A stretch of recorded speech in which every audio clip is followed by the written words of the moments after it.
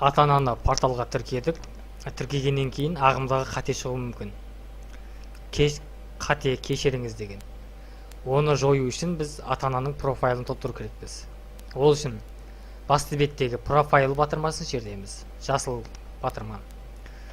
Беттің төменгі бөлігіне өтіп, түзету батырмасын шертеміз. Түзету батырмасын шерткеннен кейін ата-ананың email поштасын енгізу қажет. Ол жоқ болса, ашу қажеттілігі туындайды.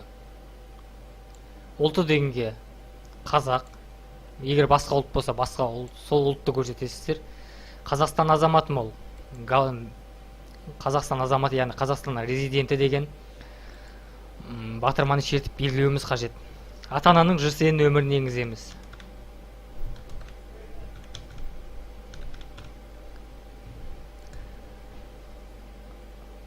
Ата-ананың фамилиясы.